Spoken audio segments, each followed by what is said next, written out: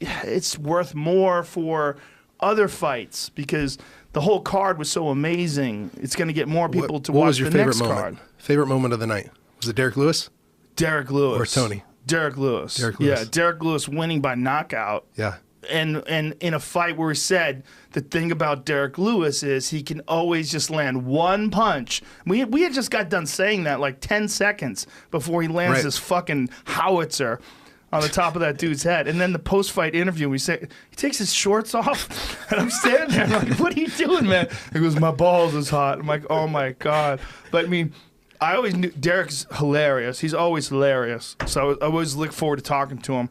But his Instagram, if you want to know what Derrick Lewis is about, you got to see his Instagram. And I brought that up. And now he's got like more than a million. Yeah. What is he at now? 500-some thousand in just a couple of days after that fight. That's so awesome. But it's true. It's fucking Instagram's all motorcycle accidents, dudes jumping off roofs and landing on their heads. It's the most fucked up Instagram of all time. But he's just a funny dude, man. He's really funny. And him and Daniel Cormier, like them promoting a fight is going to be a breath of fresh air. Yeah. Because, like, did you see the thing where you know, like Daniel was joking around? He said he's going to knock me out. He's like, yeah, man, you was disrespecting Popeye's fried chicken. That's right. Let's play this because it's so funny. Derrick Lewis told me that he was going to knock me out right before we walked out of here. Derrick, The music. what's your issue with Daniel? I want to know too. He disrespected Popeye's chicken on a commercial for you. It's just, you see the two of them together. This is a bad version of it. This is all music and stupid editing. But he's just a funny guy, man. He's just a funny guy. And and he joked around about it with DC. He's got 1.3 million followers now. That is hilarious. I think it's like he just gained 1 million followers. Yeah. Because I've been following him for years now. Yeah, I think he gained 1 million followers.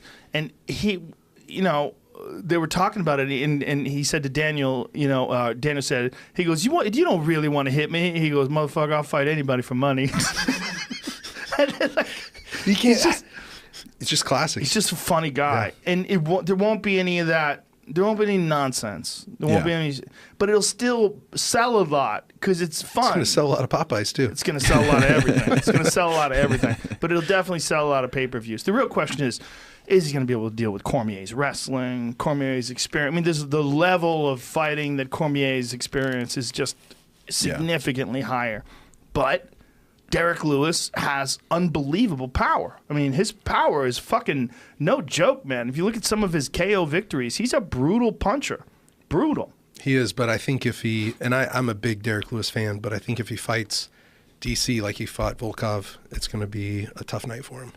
I know that it could go anyway, and that one shot from Derrick Lewis can put DC out or anyone in the world out. Mm-hmm. But I just see DC's wrestling, his dirty boxing. I mean, everything. If Derrick Lewis is turning his back to DC like he was with Volkov, I mean, he's going to close the distance. He's going to take his back. He's going to exploit that.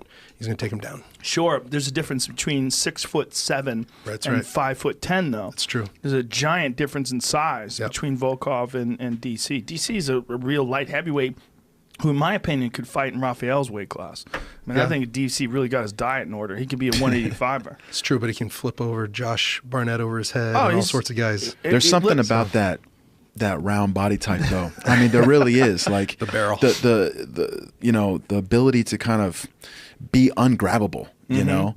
And, of course, he has the power and he has the wrestling. So, I mean, he's like a version of Fedor, you know, very similar. Seeing him knock out Stipe with one shot like that was stunning. It's like, wow. And he was saying that he was doing that in training. He said he hits way harder as a heavyweight. I think just the way he likes to live his life and how he likes to eat, he just has more energy as a heavyweight. You know, he might be a better heavyweight. He's gone through a whole life of cutting weight. I mean, an entire life of it. And he had to withdraw from the Olympics because of kidney failure. From weight cutting. Right. And I think his life should be a movie for sure. I mean, the stuff that he's overcome, the stuff that has happened to him, the missed opportunities in wrestling, not missed opportunities. He was one of I mean, he's so great. Yeah. But not being the champion, not being the world champion, not being the Olympic champion. Yeah. And then coming to into life stuff that he's gone through. I'm just happy that people like him now. Yeah, for Because sure. remember he was getting booed for so long. Which was ridiculous. People, Every time he got booed, it like broke my heart. it took a while for people to understand him. And now I think that people, after people seeing him choke out Rumble Johnson and then seeing him knock out Stipe, people are like, oh, he's a bad motherfucker. Yeah. And he's a really nice guy. He's a great dude, one of the best commentators now. Oh, he's hilarious. Yeah. That's also what made him grow on people as well. Right. Like you hear him in commentary and you realize like he's not an egomaniac. He's a really good guy who knows a lot about fighting, knows a lot about wrestling. And man, I'm so looking forward to John Jones coming back too. John Jones fighting Gustafsson. That is very fascinating. Yeah. Is that going to I know they're going to strip DC, so is that fight for a title or Yeah, I guess. Interim or the real deal? I think that's the real deal. Real right? deal. Yeah, which is weird, right? Yeah. Like, why let the guy be champ if you're not going to let him? I mean, Yeah. I don't know. It's like, I don't know. I mean, I'm so torn on all this. Well, he's probably going to fight the winner anyways, and then it'll be for the belt. So maybe let him keep the belt. I mean, look, I love the UFC, obviously. I've been working for the UFC forever. But I think there's an obvious conflict of interest when the promoter is also responsible for who holds titles and who gets to fight for titles. It's weird.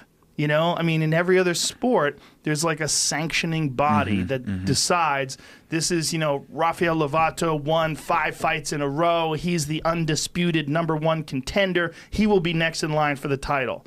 Not, oh, Logan Paul sold 5 million YouTube buys. He's next. You know what I mean? It's like, it's weird. Like, it's weird that commerce, I mean, it plays a giant part in any sport, right?